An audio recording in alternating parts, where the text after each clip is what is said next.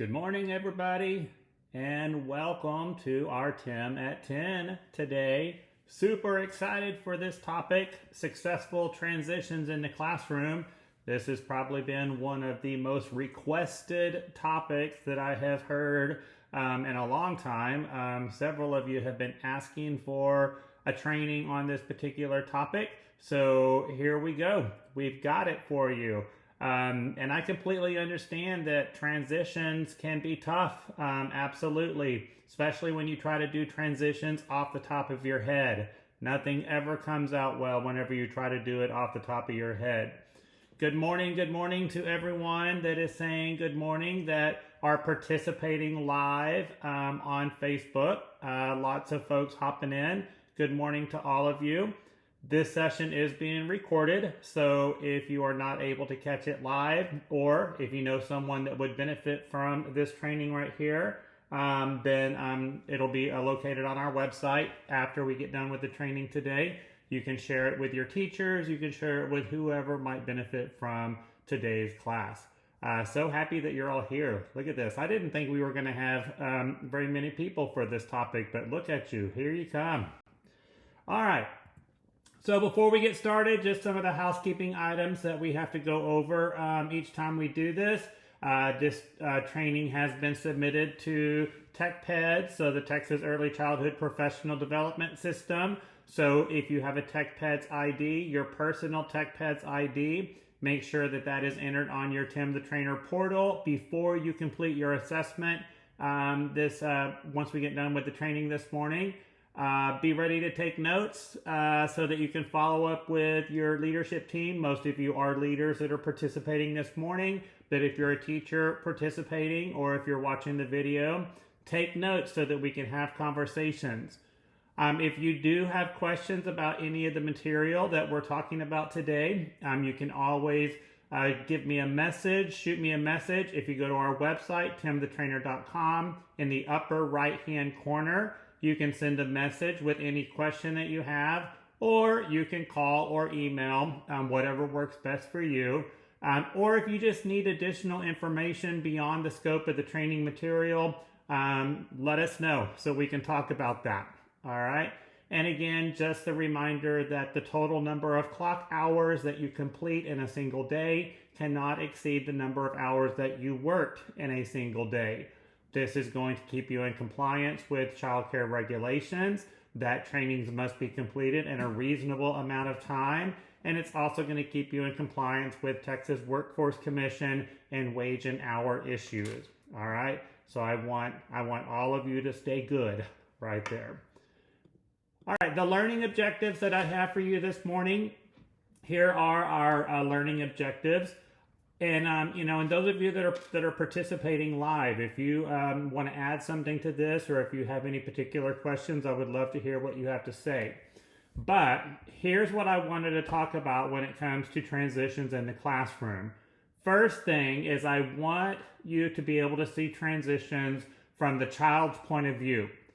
So many times whenever we're transitioning from one activity to another, or we're transitioning from, inside of the classroom to outside or to another area of the building, the playground or the chapel or the gym or whatever, we tend to focus on the adult's mission and goals and what the adult needs to do next and what the adult, what their roles and responsibilities are. And we tend to lose focus on what this looks like from the child's point of view. We talk about this in so many of our trainings that you have to see the world from their version of reality.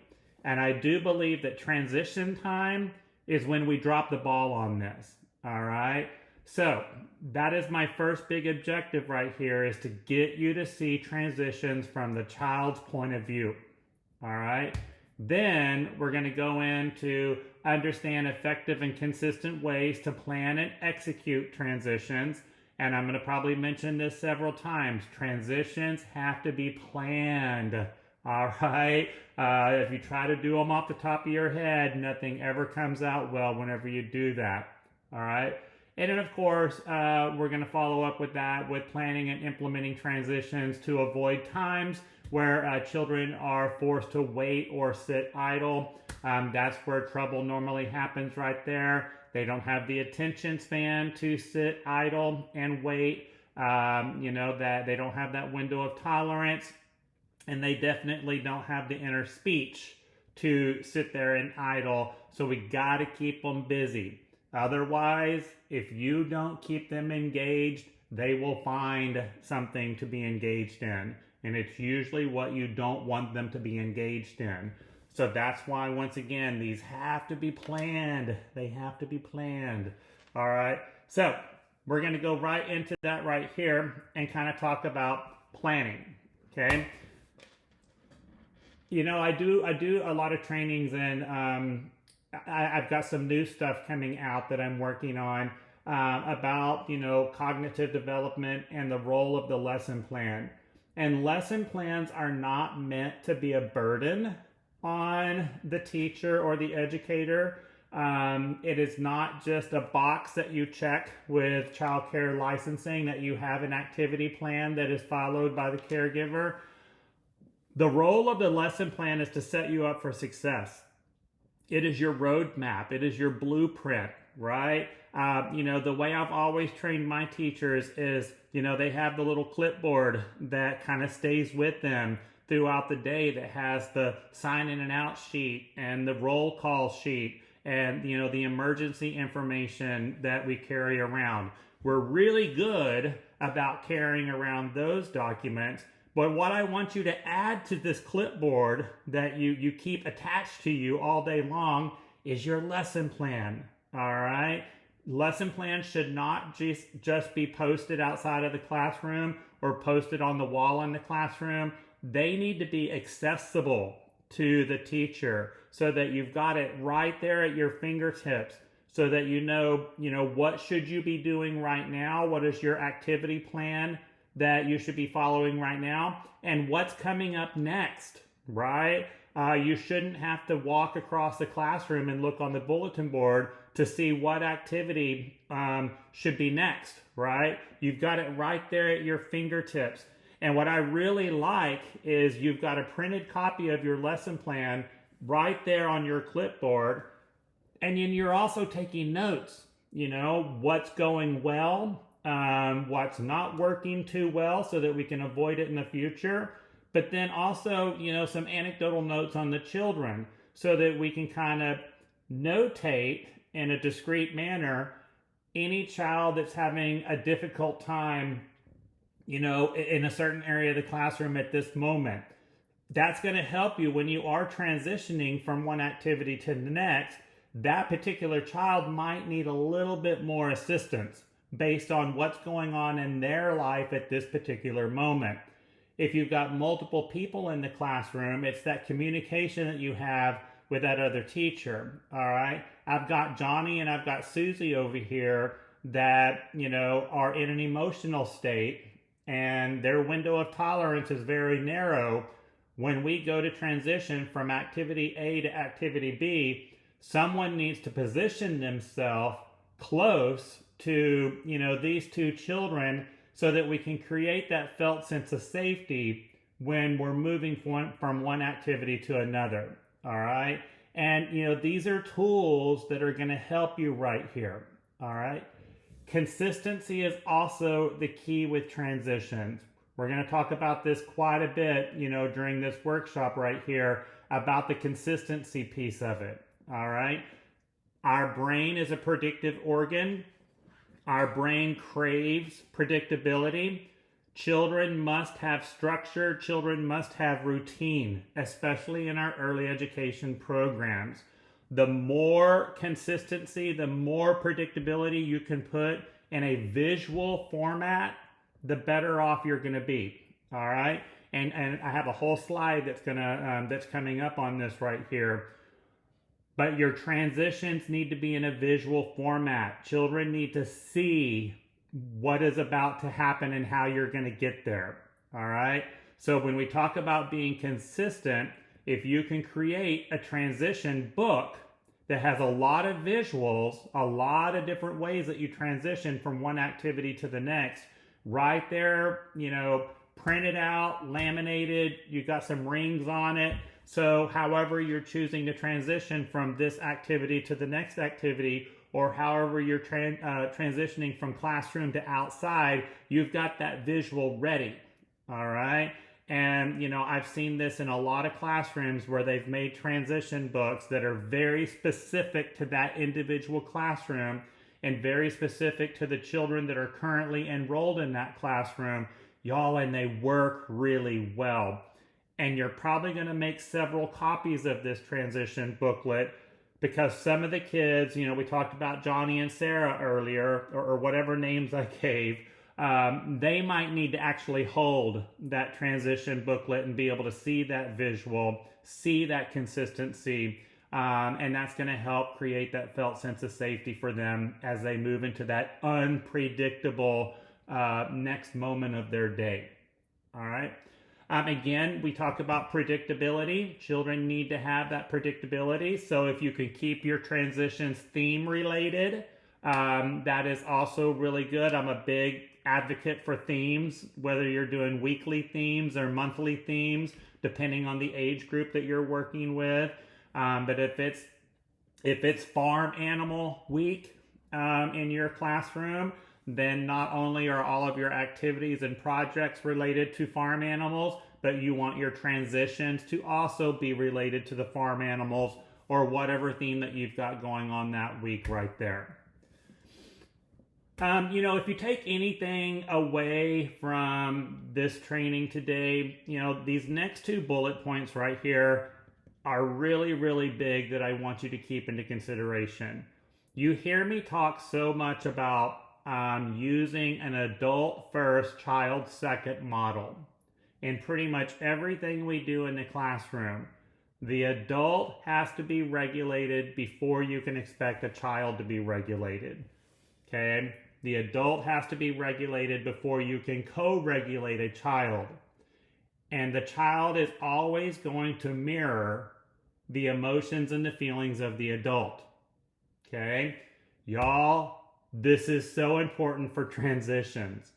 Transitions in the classroom are not only stressful for the children, they're also stressful for the adult. Okay? And just like the children, the adult also needs that structure and predictability. So, you have got to maintain composure. Okay? You've got to keep yourself together whenever you're transitioning.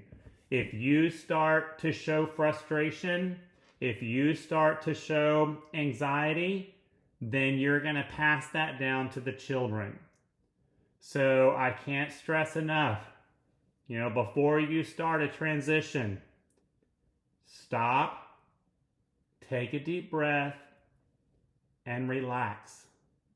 And you tell yourself, I am safe, I can handle this, I can transition these children to the next activity.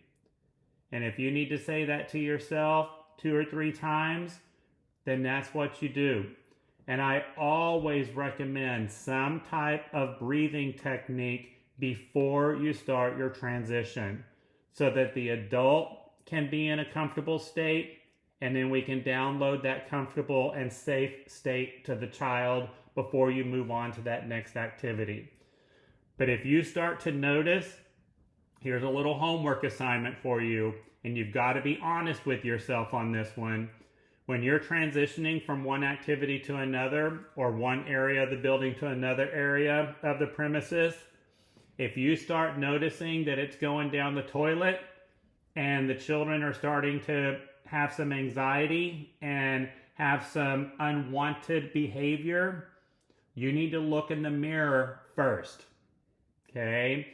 Before you start passing judgment on those kids, which we don't ever want to judge children, we want to notice children, right? There's a big difference between noticing and judging. Comes from different parts of the brain. But look in the mirror first.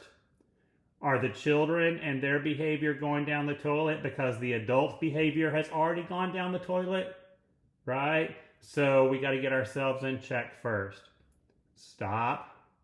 Take a deep breath and relax. I am safe. I can handle this. I can transition these children safely to the next activity. And I like to use the language of safety.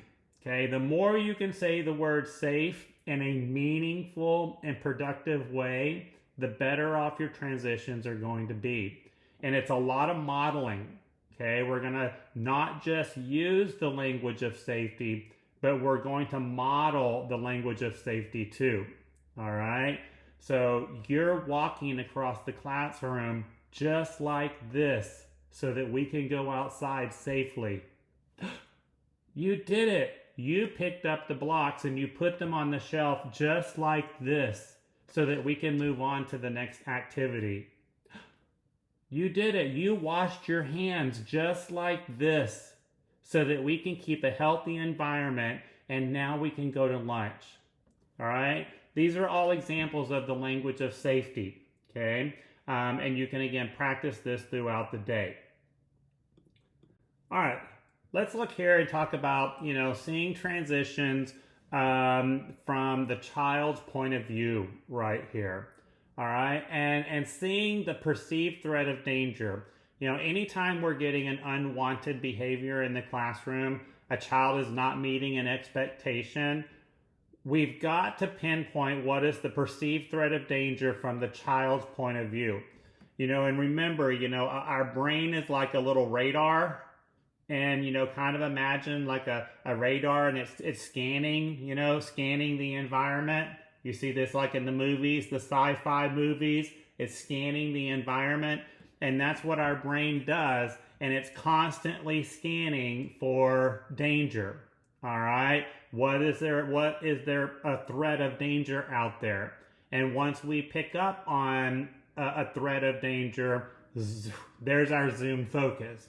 All right, so that's why we talk about you have to see the world from the child's point of view. Do this during transition. So what is the child picking up on? Is it that whatever activity that you're about to transition to is an undesired activity for that child, or an uncomfortable activity for that child? Is it an activity where the child does not feel successful, or they don't have the self-worth in the upcoming activity that they have with whatever they're doing right now? Maybe outside time is scary for them. Maybe it's uncomfortable. Maybe when we're transitioning to nap time, the child has been having a lot of nightmares and they're afraid to go down for their nap because they're going to have a nightmare. These type of things we have to look at. Lunchtime or snack time is coming up and the child is dealing with some tummy issues. And anytime they eat, they may get a little upset tummy. And that is a perceived threat of danger right there. So, when we talk about you got to reach them before you can teach them, we've got to be on top of these things right here so that we can see that. And then what is the child's version of reality? Okay. We talk about flexibility. And when we talk, and that's one of the 12 executive functions in the higher centers of our brain is flexibility. And you got to look at flexibility as the ability to move from the left hemisphere of the brain, which is left hemisphere is your logic, it's your black and white. This is how things are supposed to be, right? Got to get things done over here. And then right hemisphere of the brain is your spirited, carefree, colorful, spontaneous, lots of fun, excitement, this type of stuff, very physical, okay? Flexibility refers to the ability to move from the left hemisphere of the brain to the right hemisphere of the brain and then back. And even as adults, I'm sure that, y'all agree that that's hard. Definitely for me, I'm a very right hemisphere dominant person, but as a grown adult, I know that when I have to do left hemisphere duties, that I have to get those duties done first thing in the morning, because as soon as I move over into a right hemisphere activity, I'm not going back over here. I'm not going back to the left, probably for the rest of the day.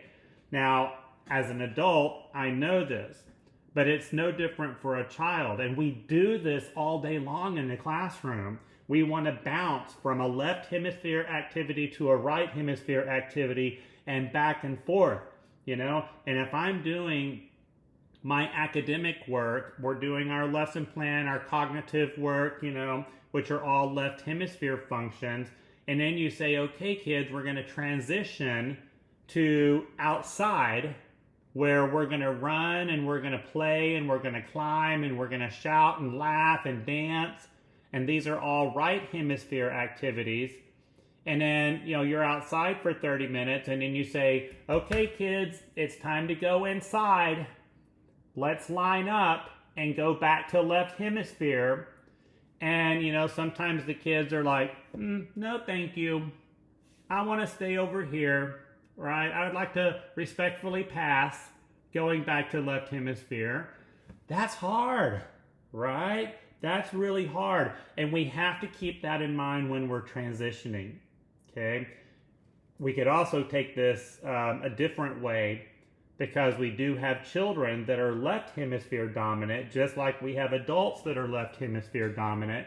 And whenever you tell a child that is left hemisphere dominant, hey, it's time to transition to a right hemisphere activity, whether we're going outside or we're going to go to art or we're going to go to music, you know, we're going to go to dance. And, you know, the child goes, no, thank you. I'll pass. I feel comfortable and safe in left hemisphere. Because for some children, going into a right brain activity is very uncomfortable and unpredictable. Coming up on President's Day in a couple of weeks, I'm going to be doing a 3-hour training on supporting children with special care needs. We're going to talk about this a lot more detail in that particular training on President's Day coming up. This is very common with autistic children, that they have a very difficult time moving from left hemisphere to right hemisphere. And so we have to do this very strategically, okay? We have to maintain that felt sense of safety as we're transitioning from left hemisphere to right hemisphere. So understanding flexibility is so incredibly important when it comes to transitions, all right? You gotta put a focus on that. But here's the magic of it, all right? If you can create transitions and create activities that focus on flexibility, bam, you just made some magic happen. And I think you're gonna notice that your entire day goes so much better. That is the key right there. That is the magic touch right there. But it's also one of the hardest things that we have to do. Okay? So there you go. And just knowing, and this is where when we talk about being able to relate and be in touch with each individual child, and knowing where they are at emotionally, mentally, socially, developmentally, at any single moment throughout the day, because all of those things will change throughout every single day. When you're transitioning from one activity to the next, are we about to go into an activity that is undesired for that particular child? Okay, and we're going to use some techniques that are specific for them. Okay, all right. So a couple of little techniques that I have found to be very helpful when transitioning. You know, like I said, we've talked a lot about predictability. We've talked a lot about structure and routine. Children must have structure and routine. I was just working with a group about 2 weeks ago where we talked about, you know, one of the biggest mistakes you can make in a classroom is to give the children free play, right? Because when you say, okay, kids, just go play, pick a center and go play, you know, you just lost them, all right? There's no predictability, there's no structure, there's no routine, and it's really, really difficult to get them back after doing that.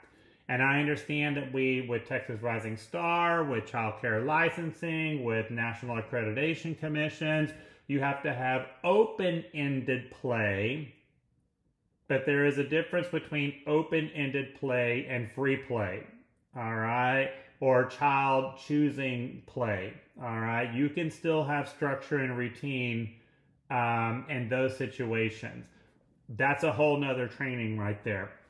But, give the child some type of warning when you're about to transition from, one activity to the next. So, for example, hearing a familiar sound of a soft chime lets the children know that it's time to return their toys and materials to the shelves and prepare for another activity. So some type of soft, noise or chime or chant or, the rain stick, something like that, is going to be that auditory reminder that it's about to transition to another activity.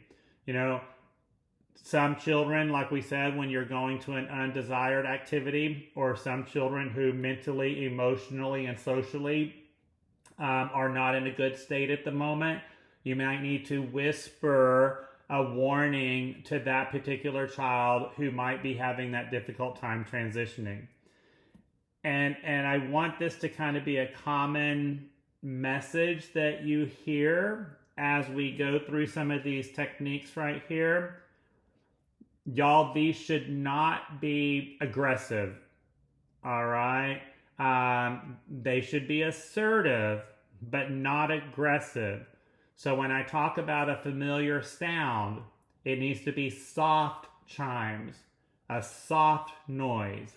It shouldn't be loud and alarming.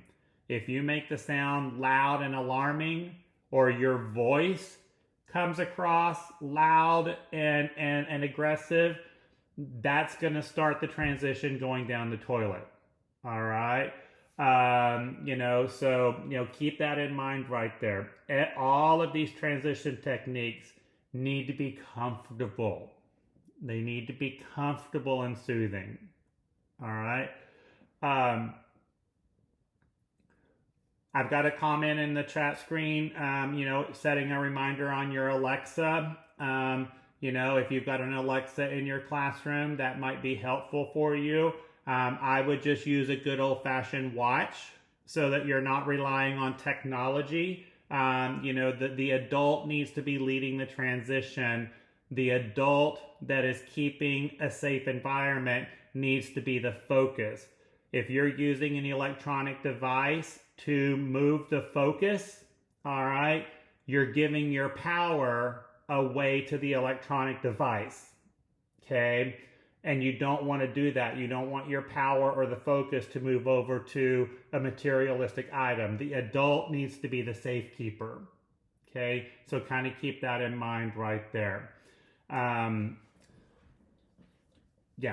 And just remember, with using a phone for a timer, that's, you're treading on some quicksand right there, because remember, personal use of electronic devices are prohibited in the classroom when supervising and caring for children. And even though that phone is being used for a classroom purpose at that time, it can very easily be interpreted as a personal use. I would not recommend that. Okay, Alexa, okay, but just be careful taking your focus off of the human and putting the focus on the electronic device. All right. I have another share right here that they're using a classroom clock. Oh, what a great idea, y'all. We should put clocks in all the classrooms. Why haven't we thought about this in 50 years? No, I'm just kidding. I love it. A classroom clock. That is a good visual. Now, if you are using a classroom clock, okay, the younger the children, the bigger the clock. They're not going to be able to see a little 10-inch clock up on the wall if it's way up here. It needs to be large enough so the children can visually see it, and it needs to be hung in an area of the classroom that they can actually use it as a tool, all right? And that's what we want. All of the items that we have in the classroom are tools, okay? And the clock can be a really good tool for you right there, okay? Good, but those reminders, those warnings, they're not just for the children, they're for the adults too. We talked about using visuals. I love visuals because This is a quote from Dr. Becky Bailey, and it's actually published in her book right here, Building a Resilient Classroom. Visuals are fantastic because visuals never get tired of reminding us what to do, and I play this game all the time where when I'm in an adult setting, whether I'm at an airport or a cruise terminal or a shopping mall or a hotel, how many times do we see visuals reminding adults of the expectations? And you might have noticed that even the visuals for adults are more real life pictures these days than they are icons, right? So it works for adults too. So I had mentioned the transition booklet earlier in the training. That is probably one of the best transition tools that I have used in the past.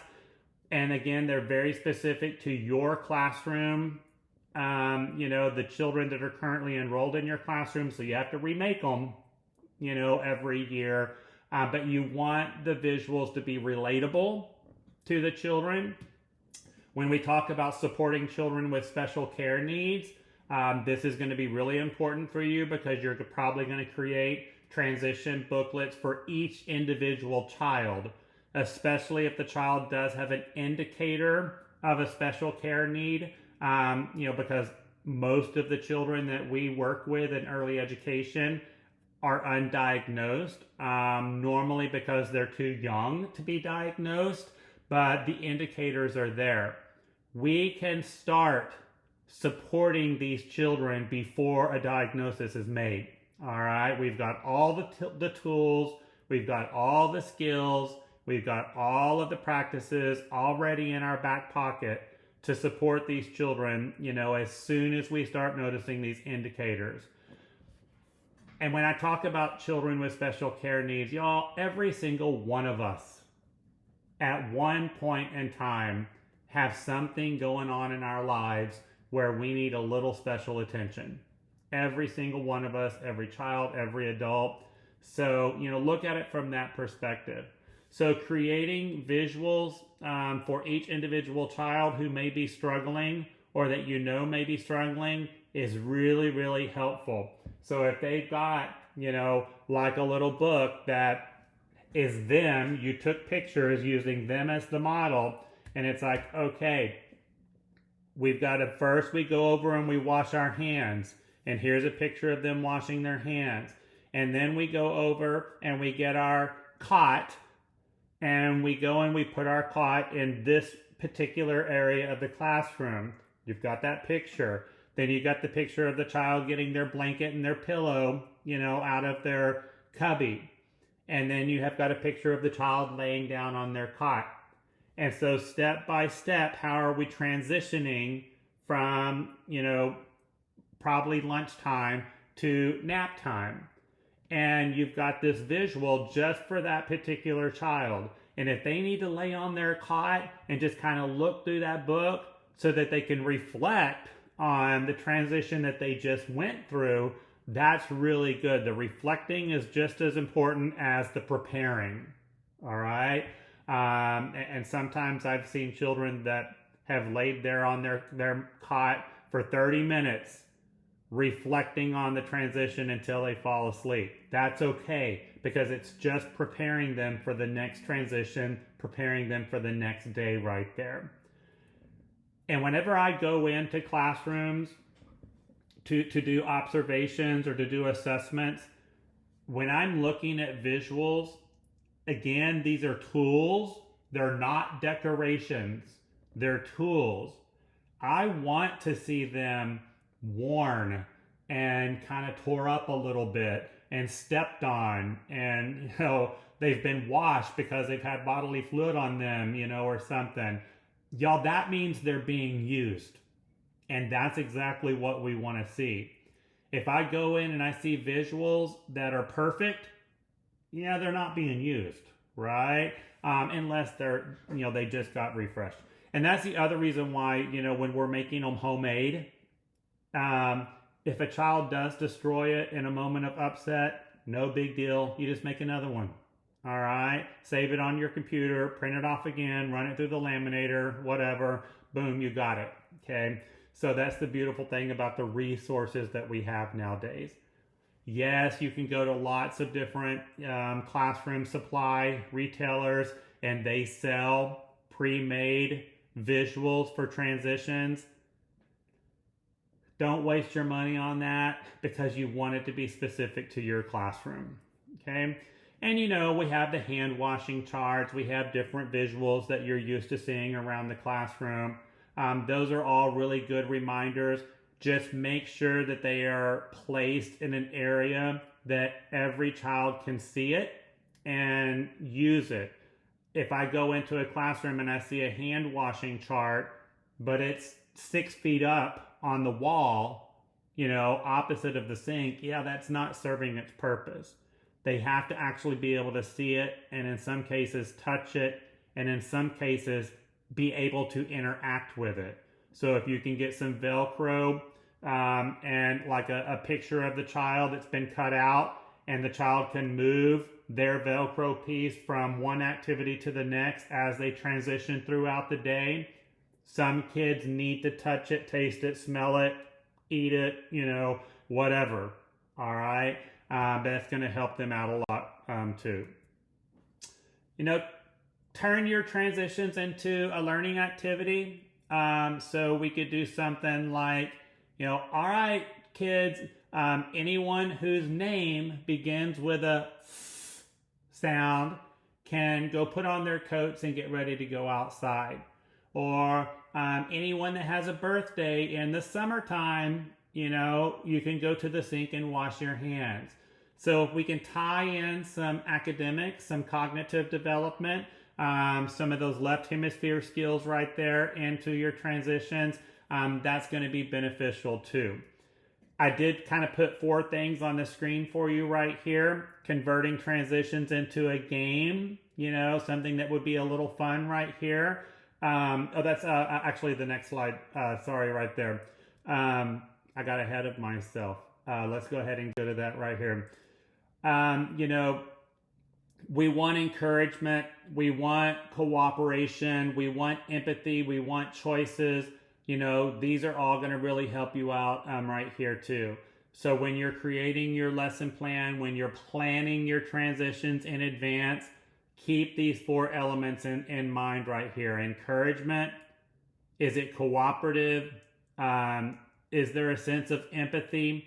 Empathy keeps us in the higher centers of our brain. Okay, the more we can focus on empathy, that's going to create regulation and choices. All right, so we can say, something like, Lucy, you can line up at the playground door and you can walk across the classroom like this, or you can skip across the classroom like this. What works best for you? All right, so that would be a choice. Choices are empowerment.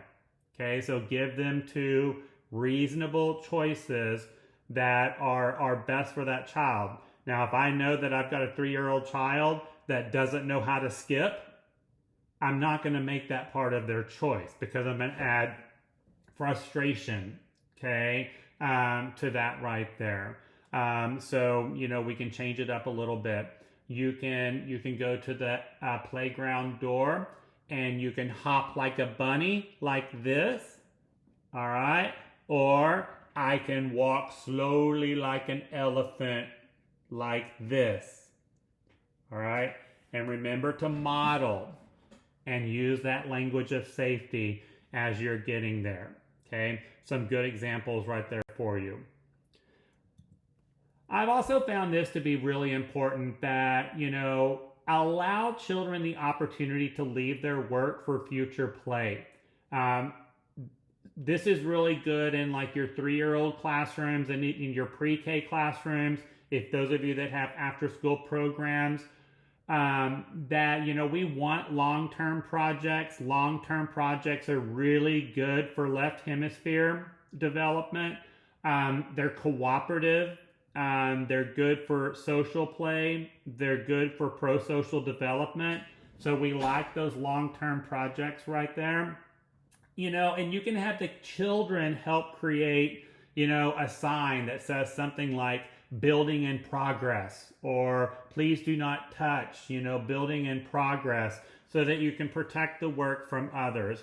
And I have found as a director, I love giving a tour. And, the kids are out on the playground, but you walk into the classroom and it can still be cleaned and organized and presentable. But to see a long-term project in works with a sign that says something like building in progress or please do not touch, future masterpiece in the works, parents really dig that. They think it's really cool. And it creates that sense of pride and accomplishment for the child. I've seen some teachers that are a little too structured and too, OCD, and they want that classroom clean and perfect and organized. I respect that because that's how I am a lot of times too. When I'm in a classroom, I'm constantly cleaning and picking up. But, when I see that the children are really involved in a long-term project, I allow them to be able to leave that work in a reasonable fashion. Okay? And the other big key to successful transitions is, avoid completing transitions in a full group. Okay? Especially when you've got younger children. If you're working with toddlers and twos, you're definitely going to need to do transitions in small groups. All right? Large groups, when you transition from one activity to another with a large group, this is when you create more idling time or sitting time. And again, our early education programs, our children, they don't have the inner speech. All right, they don't have that voice reminding us to regulate. So, the more they sit idle, the more they sit with nothing to do, they're just working up some problems. All right. So small group transitions are going to help them, be engaged. All right. So that kind of goes back to the turning transitions into a game. So, anyone that is wearing yellow today, if you're wearing yellow today, you can go to the sink and wash your hands and get ready for lunch. And then the other children continue with whatever activity they're doing or cleaning up or putting things away. You can even cleaning up, lots of visuals. I didn't mention this earlier. If you're cleaning up block center, and this is part of transitions, all right, have a nice big picture of what a organized, put together block center is supposed to look like. You can't just expect a child to go clean up the block center and then be able to get it right. We got to have that nice big visual in steps, all right? So step number 1 is here's a block center that children have been playing in. And you've got blocks and cars and, figures all over the floor and maybe 2 children that are in there playing, all right? And then the next thing you're going to have a picture of a child, putting the block on the shelf. Okay, putting a block on the shelf, putting the cars on a particular shelf. And then the third picture will be the completed block center and what it's supposed to look like. So lots and lots of visuals. And know that some learning centers are going to take a longer amount of time for the children to transition out of than others. And this is another big mistake that I see teachers make is, they want the entire classroom to transition at the same time. Well, that is not possible. When you're cleaning your house, it takes you a different length of time to clean your kitchen than it does to clean up the living room, right? The kitchen's going to take longer to clean up, right? It's no different in the classroom. Block center, dramatic play, those children are going to need more time to clean up than other areas of the classroom. So keep that in mind. Last little tidbit I have for you on successful transitions this morning. Practice, practice, practice. And whenever you're done practicing your transitions, practice again. All right. I actually encourage you to have a little staff meeting, where the adults role play as children and you role play transitions. How are you going to move from one activity to the next? How are you going to move from one area of the building to another piece of the property? And, some of you practice being the children so that you can see the world from their point of view. And some of you practice being the adult. And spend an hour and a half in a staff meeting practicing different transition techniques.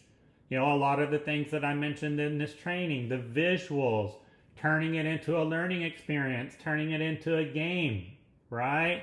Hey everyone, it's time to go outside.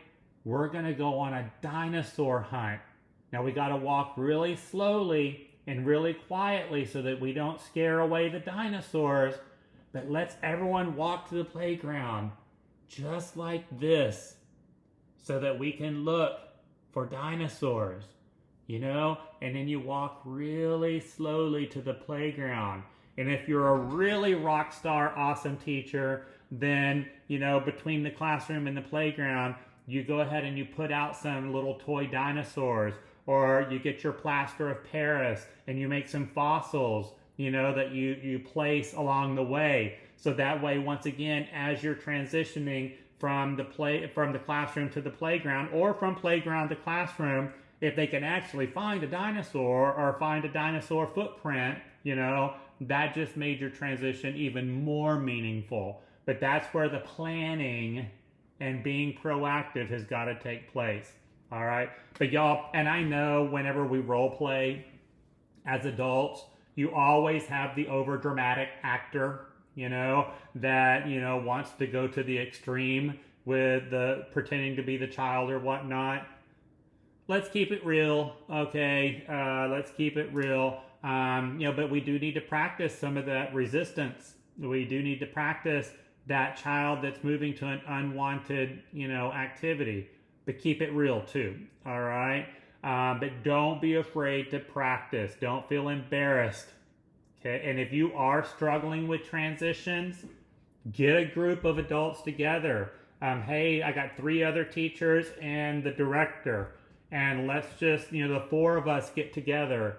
And instead of talking about how we're transitioning, let's practice together. Okay? And kind of even role play. Here's what I'm currently doing that's not working. All right? Let's practice something different. Or let me do it the way I've been doing it, and then y'all give me feedback on why this isn't working. Okay? But y'all, I tell you, it's a game changer for you. Okay, it's a game changer. All right, super cool. That was a lot of information in 50 minutes, so I hope that this was helpful to you. I hope that you gained some skills. I hope that you're willing to practice. Remember, you're not going to try. You're not going to try any of these techniques. You're going to practice these techniques. I need y'all to erase that word try from your vocabulary. We're going to practice. Keep an open mind. See the transition from the child's point of view. See if you can determine what is the perceived threat of danger. All right? If it is the unwanted activity, if it's the undesired activity or area of the program that you're going to, see it from the child's point of view. What is the perceived threat of danger? And then how can I pivot and create that felt sense of safety for that particular child? All right. And, one thing I didn't mention, let me mention this really, really quick. And it might be you need to rearrange your schedule. Okay. It might be that the transition is not what is necessarily not working. It's the classroom schedule that's not working. All right. Especially if you have too many times during the day where you're going from a left hemisphere activity to a right hemisphere activity and you're going back and forth. Yeah, this is gonna be messy. All right. So you might want to do a couple of left brain activities before you move to a couple or a few right brain activities. But try to avoid that flipping back and forth multiple times throughout the day. It's going to happen. You're going to flip back and forth a few times, all right? But if you are struggling with the transitions, don't forget to look at the schedule, because that might be your problem. All right, so there you go. All right, I'm going to go ahead. Those of you that are participating live, I just put the link in the chat screen for you to complete your online worksheet if you are needing a certificate of completion for this training today. Those of you that are watching the recording, then that link is available right there on our website so that you can get your certificate. All right, fantastic. Remember, if you have any questions, message me, call me, email me. I'll be happy to talk with you. If you need more information beyond the scope of this material, give me a shout. We are here for you. Thank you all so much for joining me today, and I will see you for our next training next week. All right, have a great day, everyone. Appreciate all of you.